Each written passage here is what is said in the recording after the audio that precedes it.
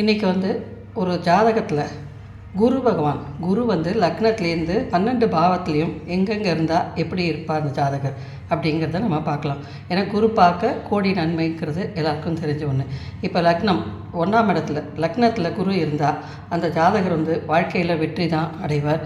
நல்ல சிறப்பான அமைப்பு ஜாதகம். குரு இந்த கனெக்ஷன் லக்னத்தோட தொடர்பு இருந்தாலே அந்த ஜாதகருக்கு மேன்மை, கல்வியில் நல்லா இருப்பாங்க. ஆளுமை திறன், அவங்கக்கிட்ட ஒரு வேலையை கொடுத்தா சிறப்பாக முடிப்பாங்க. ஆளுமை திறன் நல்லா இருக்கும். இப்போ 2ஆம் இடத்துல குரு இருக்குன்னு வச்சுங்க, அந்த பேச்சாற்றல், நல்ல சிறந்த பேச்சாற்றல் இருக்கும். அவங்க பேசுறதும் நல்லதே பேசணும். நல்ல பணம் வரக்கூடிய அமைப்பு, செல்வ செழிப்பு இருக்கும். கல்வியும் சிறப்பாக இருக்கும். இப்போ 3ல் குரு இருக்கும்போது இவங்க ஆன்மீக சுற்றுலா இந்த மாதிரி நிறைய பயணங்கள் மேற்கொள்வாங்க.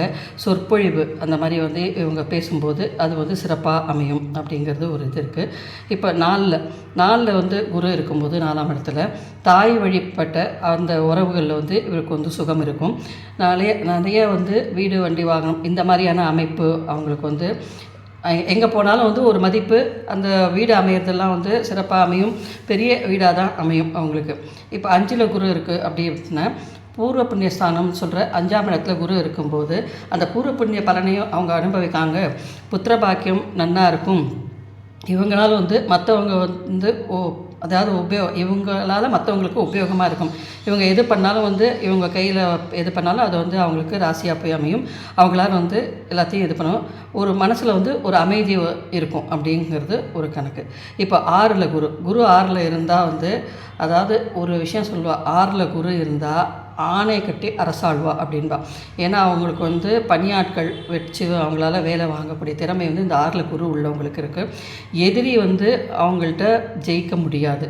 அந்த மாதிரியான ஒரு அமைப்பு தான் அது. நோய் தங்காது. அதாவது சின்ன சின்ன உபத்திரம் இருந்தாலும் நோய் தங்காது. இப்போ 7ல் குரு சிறப்பான பார்ட்னர், வாழ்க்கை துணை அமையிறது. ஒரு பார்ட்னர் வச்சு பிஸ்னஸ் பண்ணுறாங்கன்னா அந்த பிஸ்னஸ் ரொம்ப வளமாக எடுத்து கொடுக்கும். 8ல் குரு இருக்கிறவங்களுக்கு பார்த்திங்கன்னா பெரிய டெபாசிட்டோ இல்லை பெரிய பணமோ அவங்கக்கிட்ட நிச்சயமாக இருக்கும். அவங்க இல்லைன்னு சொன்னால் கூட ஏதாவது ஒரு வகையில் சேரும். அந்த மாதிரியான அமைப்பு தான் 8ல் குரு இருக்கிறவங்களுக்கு.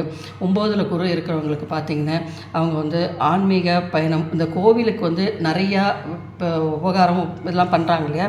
இப்போ இவங்களுக்கெல்லாம் பார்த்திங்கன்னா கோயில் திருப்பணி பண்ணுறது, அந்த இதில் இது பண்ணுறதெல்லாம் இந்த 9ல் குரு உள்ளவங்களுக்கு தான். 9ல் குரு நிறைய சிறப்புன்றது தெரியும்.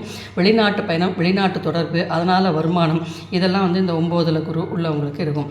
10ல் குரு, இப்போ தொழில் ஸ்தானத்தில் குரு இருக்கார் அப்படின்னு எல்லோரும் இதுவாக சொல்லுவாள். ஆனால் முதல்ல ஒரு சின்ன கஷ்டத்தை கொடுத்தாலும் நிச்சயமாக பின்னாடி அவங்களுக்கு பெரிய நற்பலனை கொடுக்கும். சமூகத்தில் ஒரு அந்தஸ்தை கொடுக்கும். இவங்க இன்னாருன்றதை காட்டி கொடுப்பாங்க. மரியாதை, இது மதிப்பு எல்லாமே சிறப்பாக இருக்கும். நல்லா சம்பாதிக்கக்கூடிய திறமை இருக்கும். 11ல் இருக்கும்போது மூத்த சகோதரத்தினால இவங்களுக்கு ஆதரவு இருக்கும். அதாவது பெரியப்பா, சித்தப்பா அவங்க உறவு இல்லாமல் இவங்களுக்கு சுமூகமாக இருக்கும். தந்தை வழி உறவுலாம் இவங்களுக்கு சுமூகமாக இருக்கும். நாளடைவில் பின்னாடி இவங்களே முன்னேறி இது பண்ணுவாங்க. 12ல் குரு இருக்கும்போது இவங்களுடைய ஆசைகள் என்னென்னவோ அந்த ஆசை எல்லாமே நிறைவேறிடும்.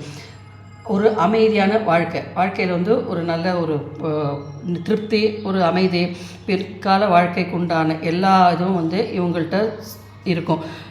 இவங்க காலத்துக்கு அப்புறம் இவங்க பேசப்படுவாங்க. இது லக்னத்துலேயே 12 பாவத்துக்கு உண்டான குருவோட அமைப்பு. இப்போ இதே சனி இருந்தால் எப்படி இருக்கும் அப்படிங்கிறத நம்ம அடுத்தது பார்ப்போம்.